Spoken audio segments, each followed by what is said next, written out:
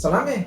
Iresaka kely mahakasika an'ity hoe idiran'ny rivotra ity tsika. Fotoana tokoa mantsy zao ahafahana mba miresaka kely an'izany. Maka fotoana kely tsika. Ny tokony ho fantatra tokoa aloha, ny olona rehetra dia mamoaka rivotra matetika.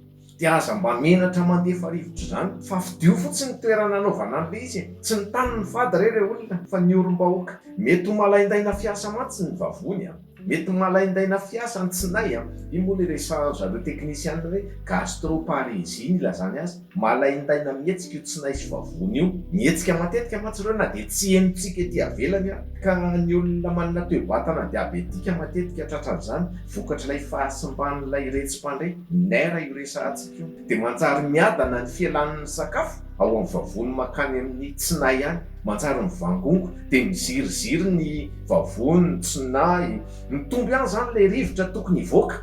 Be loatra zany ilay ataontsika hoe fermentation. Dia amin'iny fotoana iny a, iny ilay misy gaz tokony hivoaka. Ka raha ohatra ka malaindaina fihetsika ny tsinay dia tsy tafavoaka iny fa mivangongo ao an-kibo ao. Dia raha tsy mivoaka ary ambany tokoa moa zany ny rivotra dia mitady lalana miakatra. Dia iny mahatonga ilay olona malolohy, indraindray mandoa, mandrezatra. Zany zavatra zany dia tena natoraly.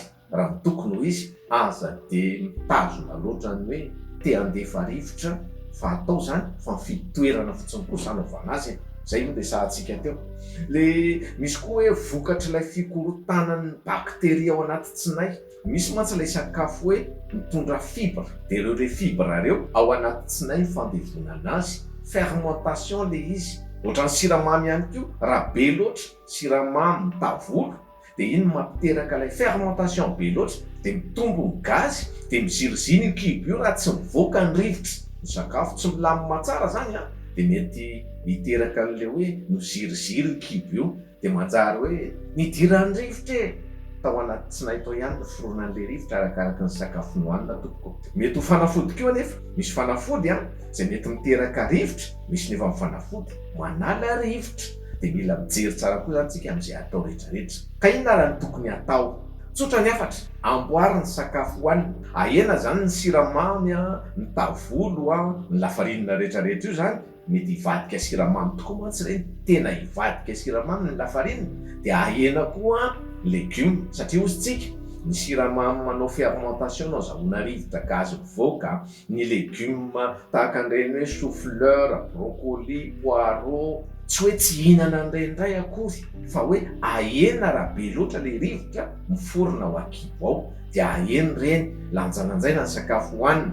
Ny voankazo koa tahaka an'izany, ahena tsy dia mihinana an'ireny hoe poire, paoma, pastèque be loatra raha ohatra ka manana an'izay ilay toe-batana manjary misy rivotra ao an-kibo izay tsika. Zay ny afatra amin'ity anio ity. Dia mila mihinana miadana tsara rehefa misakafo. Dia aza miresadresaka be fa mampidi-drivotra zany. Mba sakafo miadana, hohanina miadana, dia ilay sakafo mora levonina. Tsotra be zany ny afatra. Rehefa misakafo ka sendran'izay hoe manjary misy rivotra izay ny an-kibo any, dia zarazaraina koa fihinanana sakafo. Tsy manao voky loatra zany.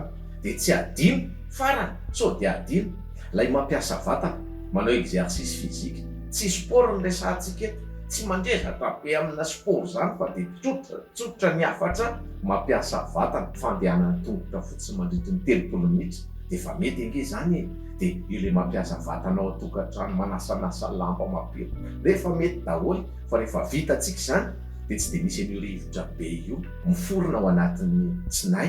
Azadio fahasalaman'ny vavony mila jerena tsara, satria rehefa vavony koa tsy milamina dia mitombo be ny rivotra. Mirary soa antsika rehetra ho an'izay bebe rivotra, azadio ny mangetongetotra. Ilay zany fa vidiana fotsiny ny toerana anaovana azy. Dia aza mampimetsy ilay olona.